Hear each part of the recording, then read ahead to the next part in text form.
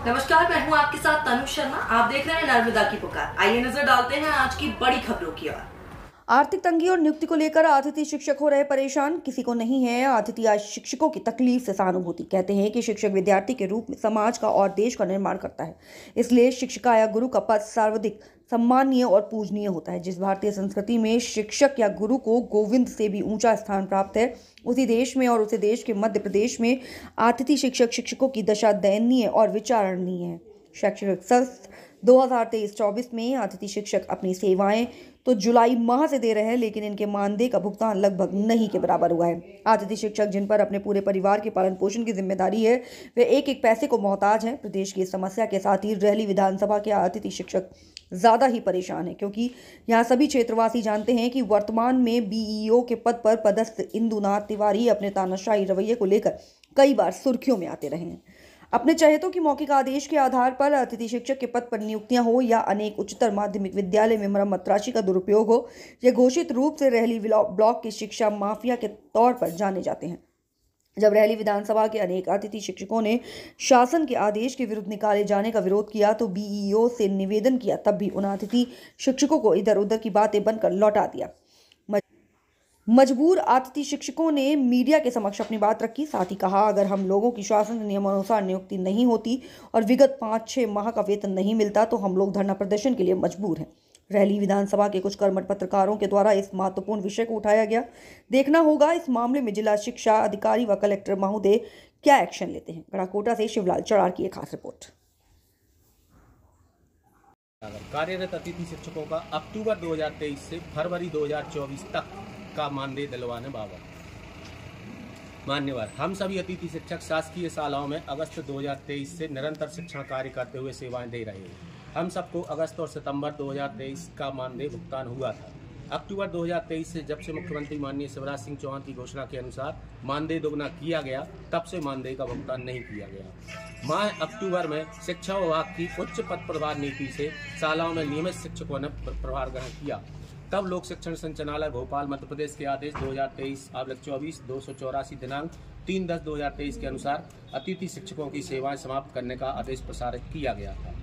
अतिथि शिक्षकों द्वारा संपूर्ण मध्य प्रदेश में अगले दिन विरोध प्रदर्शन हुआ, तो अगले ही दिन आदेश 2023-24-986 4/10/2023 को लोक सेवा समाप्त करने वाले आदेश को निरस्त करते हुए अतिथि शिक्षकों की आगामी आदेश तक सेवाएं समाप्त न करते हुए कार्यरत रखने का आदेश प्रसारित किया गया, एक अगले ही दिन तक का। उस दिनांक से आज दिनांक तक हम सभी अतिथि शिक्षक निरंतर सेवाएं दे रहे हैं। अतिथि शिक्षकों द्वारा वार्षिक परीक्षाएं सभी कार्य पूर्ण निष्ठा से संपन्न कराए जा रहे हैं। हम सभी अतिथि शिक्षक विगत 4-5 माह से बिना मानदेय प्राप्त हुए बसों में किराया देकर दोपहिया वाहनों पेट्रोल भरवाकर निरंतर सेवाएं दे रहे हैं। जब दिनांक 1-3-2024 और 2-3-2024 को हम अतिथियों का मानदेय आहरित, हम लोगों का 5 माह से कार्यकाल प्राप्त, वो हम लोगों को वेतन प्राप्त नहीं हुआ है और वेतन प्राप्त न होने के बाद में हम लोगों को जो समायोजन होना था सितंबर-अक्टूबर के समथिंग, वो समायोजन भी नहीं किया गया है और अब हम लोगों को वेतन देने से साफ इनकार कर रहे हैं कि आपको वेतन नहीं दिया जाएगा। किनके आदेश पर? ये बीओ साहब ने खुद अपना आदेश कार्यालय से प्रसारित किया था समायोजन करने का, तो 10 अक्टूबर के बाद में ना उन्होंने कोई समायोजन किया है और ऐसा कोई, जैसा हम लोगों को कार्य मुक्त करने के लिए मतलब बाध्य किया गया था कि आपकी सेवा समाप्त नहीं है, आप स्कूल जा सकते हैं, ऐसा फिर दोबारा कोई आदेश नहीं आया कि अब आपको कार्य मुक्त किया जाता है। विकास अधिकारी का नाम क्या है? विकास अधिकारी उनका नाम इंदुनाथ त्रिपाठी, जिन्होंने आदेश दिया था। जी, इंदुनाथ त्रिपाठी। और आपकी मांगें पूरी नहीं हुई तो आप क्या करेंगे? हम लोगों की यदि मांग पूरी नहीं होती है तो हम लोग इसके बाद में हड़ताल करेंगे और धरना प्रदर्शन करेंगे, लोकसभा का चुनाव का विरोध भी करेंगे। बयान दिया गया है, इस संबंध में आपके संज्ञान में क्या है?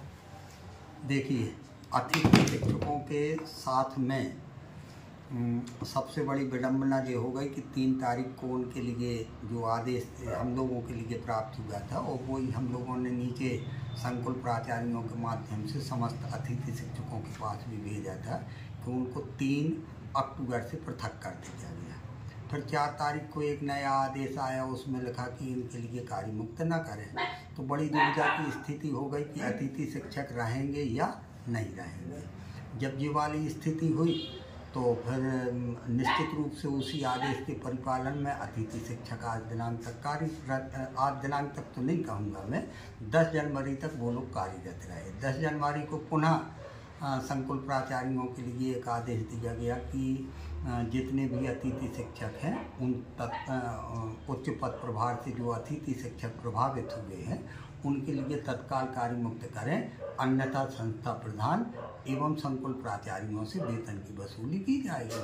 तो यहाँ पर एक दुविधा ये बन गई कि यदि संकुल प्राचार्य अपने जो संस्था प्रधान हैं उन अतिथि शिक्षकों को रखते तो उनका नुकसान होगा। तो इस विडम्बना के आधार पर ये अभी स्थितियाँ बनी हुई। हालांकि आप लोग जो अतिथि शिक्षकों ने ज्ञापन दिया है उसके लिए हम लोग माननीय जिला शिक्षा अधिकारी महोदय के माध्यम से कलेक्टर महोदय और उच्च शासन के लिए भेज रहे हैं। निश्चित रूप से मैं मानता हूं कि शासन इस पर बहुत सहानुभूतिपूर्वक विचार करके हो सकता है कि अतिथि शिक्षकों के संबंध में कोई महत्वपूर्ण निर्णय ले। जहाँ तक हम लोगों के मेरे द्वारा कहा गया था या लिखित में दिया गया था कि आप लोगों के लिए समायोजन किया जाएगा, तो उस संबंध में मेरा ये कहना है, समायोजन से मेरा आशय था कि यदि जहाँ पर प्राथमिक शिक्षक का पद खाली हुआ है और माध्यमिक शिक्षक का कोई अतिथि शिक्षक उच्च पद प्रभार से प्रभावित हुआ है तो उसको निश्चित रूप से उन प्राथमिक शालाओं में समायोजित किया जाएगा। परंतु प्राथमिक शालाएँ लगभग रिक्त रहीं और चूँकि पोर्टल बंद था इस कारण से वो समायोजन संभव नहीं हो पाया। मैं ये कहूँगा कि जैसा अभी तक वो धैर्य रखे हुए थे अतिथि शिक्षक उसी प्रकार का धैर्य रखें। निश्चित रूप से शासन उनके लिए कोई न कोई अच्छा रास्ता निकालते हुए उसका हल होगा। धन्यवाद।